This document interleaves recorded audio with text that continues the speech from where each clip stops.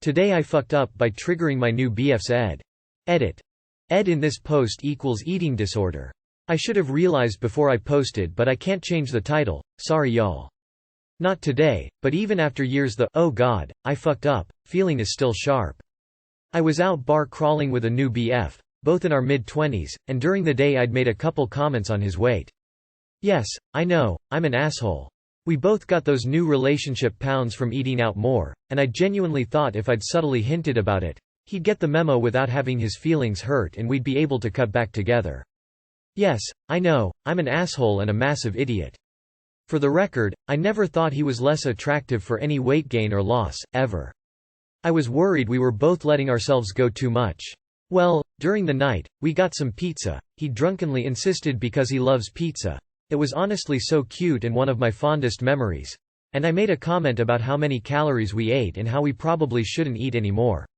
He turned to me, still drunk but with the most serious expression, and said, "Should I throw up?" I can go and throw up right now. Fellow Redditors, my world stopped. All I could think was, oh god, I fucked up. I fucked up so bad. I fucked up so bad. I don't really even remember the immediate aftermath. Just that I must have told him no and distracted him with his friends. Anyways, after that I looked up a bunch of things about how to be a good partner with someone with ed. If he ever brought up weight-related things, I would always truthfully say, I think you're attractive no matter what, and I support however you want to be healthy. We're married now and have both gone through a lot of different weights over the years, and he's doing better now, but I'll still never forget how heartbreaking it was in that moment. He's genuinely the most wonderful, giving person, and I knew right then he was saying, I can do this for you. Friends, if you're ever debating saying something about someone's weight, please do it in a more direct and kinder way than my sorry ass did. Too long did not read. Made some shitty comments apt my new BF's weight. He told me he would throw up what we just ate. I died inside and will dedicate the rest of my life to making sure he knows he's a wonderful, worthy, attractive man no matter his appearance. Oh, you meant eating disorder. Edit. Oh wow. That went from limp to fully engorged in no time. Thanks for the digital stimulation. Did your husband wrestle when he was younger or any kind of way in sport? The way he turned to you and said he would throw up to eat more reminds me of my days cutting way too much. So wait, what happened to his penis? I'm glad you've become a better partner and arguably more aware human after that interaction. Me. What does throwing up have to do with erectile? Oh. I must be the only one who automatically knew you meant eating disorder from the title lol. Glad you learnt from it and y'all are still together. Folded hands, medium light skin tone. TIFU by making a foreskin cup. This story happened about a week ago but I was too embarrassed to say it. So basically I was taking a shower and messing around with my junk. Not for pleasure, just kinda poking at it at such, and I grabbed foreskin and held it up like someone would hold open a trash bag. I let the water fill up like it was a mini shot glass and then let the water drop. This gave me the brilliant idea to try to drink the water out of my dick like a cup came up. The next day, ready to try my idea, I brought a straw with me to the shower. I made sure to wash thoroughly beforehand to not make my experience bad. This is probably the time to mention I'm not the kind of person I do not piss in the shower. Not that I'm against it, just never really did it. But I was ready to drink from my new cup, so I got the straw and held it in my mouth, setting up my cup. And so I held up my foreskin above my dick like a trash bag. I let the water fill up the room and stuck the straw in there and began to drink very slowly. I was letting the water fill up as it went in, or else it would have emptied too fast. As I was doing this, I accidentally stooped my head too low and scratched my dick against the straw, which hurt immensely, and for some reason, my body reacted to this by peeing for some reason, and so I accidentally drank my piss because I was too slow to react to what happened to me. After my body understood what happened, I immediately started freaking out. I spit the straw out of my mouth and fell to a vertical fetal position on the ground. I kept on using the water from the shower to rinse my mouth out and moaning in pain from my scratch.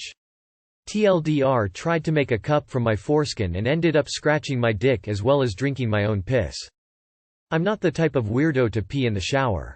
So anyway, I started drinking from my foreskin through a straw. Not too late to delete this. Not the kind of guy that pisses in the shower, but occasionally I'll make a flesh cup with my dick and suck the water out with a straw. Holy shit. I read this entire post. What a terrible day to be able to read. Sounds like urine for some really bad health issues now. Today I fucked up by giving my daughter a potato for a Christmas present. Obligatory. This happened a while ago. When my daughter was 6, she was obsessed with the TV show Little House on the Prairie, which delight my wife and me who loved the show when we were kids. In the pilot episode, the family was so poor that each of the girls got a new cup, a shiny new penny, and a potato as a gift for Christmas. My daughter couldn't stop talking about it. Now my family is really big into taking practical jokes too far.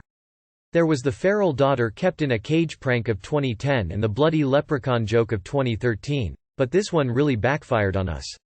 After she went to bed on Christmas Eve, we hid all of her real presents behind the couch and left one package in the middle of the floor. When she came down, she seemed surprised that there was only one gift, but carefully unwrapped it to reveal, you guessed it, a shiny tin cup, a brand new penny, and a potato. Attached was a note from Santa. Molly, I heard how much you love the Little House show. Here's hoping you have a very prairie Christmas. Love. Santa. She grabbed the potato and started to cry. Uh-oh. I really screwed up this time. However, it wasn't because she was upset, but because she was so happy. Even when we revealed her other gifts, she only wanted to be with her potato. She drew a face on it and carried it around with her everywhere. But it started to go bad. First, it turned green and started to sprout eyelets. Eventually, we had a very traumatic experience where the potato disappeared in the night.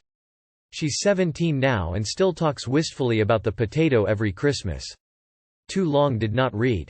I once gave a potato to my daughter as a practical joke and ended up backfiring when she ended up loving it, and we had to get rid of it before it went gangrene. Edit. My wife reminded me we actually have a video of this. She looking for it now. You know what you need to do, right? This Christmas, do the exact same thing. She'll find it hilarious and wholesome. Funny. It's actually tradition in Iceland to give kids a potato from Santa if they misbehave, similar to American kids getting coal in their stocking. So getting a potato and crying of sadness made total sense to me until she befriended it. Okay, you can't just drop tidbits like, there was the feral daughter kept in a cage prank of 2010 and the bloody leprechaun joke of 2013, on me. Just walk away with no further information. Once the potato sprouted, you probably should have planted it so she would have had a plant to care for and maybe grow new potatoes. I don't know if a 6-year-old would be able to transfer her affections that way. Okay, this is hilarious, but I do need to ask. What's a potato, exactly? Not gonna lie, you had me in the first half. Today I fucked up agreeing to be wingman for my buddies. This story happened many years ago, but I was reminded of it today. I was stationed in Hawaii and loving life. One particular night, we, 3 of us, went to a club to blow off steam on a Friday night. Before we go out, I was given the title of wingman. One of my buddies, Rogers, spots a girl he knows and introduces us. She says she has 2 other friends on the dance floor and we should all hang out. We're all thinking perfect. It was not perfect. While the other girls were knockouts, my girl looked like Melissa McCarthy's character from Bridesmaids. My other buddy, Adams, begins to practically beg me to keep Melissa company. Rogers lets me know that Melissa always cock blocks and he begins begging too. I decide to keep her company because why not? Melissa was at least funny. After dancing and talking for a while, Melissa suggests to her friends that we all go back to their place to hang out. Her friends look at her stunned. We all agree and get to their place. This is where the fuck up began. I definitely know what Melissa wanted. As soon as we get in the house, the other couples split to their respective bedrooms. Melissa leads me to her bedroom. I do not want to have sex, but it feels like I'm obligated at this point. As she starts getting naked, Melissa's demeanor changes to more serious and she says she has rules. Condom never comes off. No oral sex for either party. No fingering. No biting. No heavy breathing. Do not touch her nipples. Only touch one breast at a time. Only 2 positions allowed. And she didn't want me to put the whole thing in. She then jumps on the bed, spreads eagle, spits on her hand and rubs her vagina, and then tells me to saddle up. I am still soft, have my clothes on, and visibly confused. She sees my concern and gets up, still naked by the way, to go to the other girl's room. Melissa begins yelling, I was promised dick tonight and if he says no, these motherfuckers need to leave. The walls were very thin. I now realize I must do my duties to earn Wingman of the Century for my contributions. Before she gets back to the room, I get naked with a hard-on. When she opens the door, she looks at me and screams rule change. You can only go past your head. She touches my dick and makes an imaginary line. She does her saddle up move again and I put on a condom and get on top. After 5 minutes of boning like I'm scooting in a chair, she stares intently at me, grabs my head, and just begins screaming aggressively. I start to wonder if my friends are playing a cruel joke on me. She says, "I've come, but I still want to be bent over." I begin to take off the condom and tell her I've had enough and I would rather jerk off. She looks at me in disgust and states, "How dare you try to take the condom off? I have a fiancé. Do you think he would like me seeing you come?" I'm dumbfounded. I put my clothes on with my remaining dignity and begin leaving. As I'm leaving, she tries to grab me. Not realizing my own strength, I pushed her so hard that she toppled over the bed like a cartoon character. I am in full-on panic mode now. I didn't mean to do that. I run out the house like a toddler who stole cookies before dinner time. Too long did not read. Played wingman and had terrible sex with a crazy woman. Then shoved crazy woman really hard and ran. Sounds like your friends made an arrangement with the 2 other girls beforehand to offer you up as tribute to their crazy roommate. Bro. Wingman of the Century my ass. Even after the apocalypse stories will be told around the bonfire. Caves will be filled with ancient hieroglyphs of the sacrifice. There will be a bottle in space telling the story for other life forms. With a note attached saying not to stick your dick in crazy lol. Plot twist. That girl's friends were wing-womaning for her and their job was to keep your ugly friends busy so she could nab you. If either of those guys doesn't name their firstborn after you. You deserve the world. Best wingman if ever I did hear of one. So she badly wanted dick, but only let you go in past the head?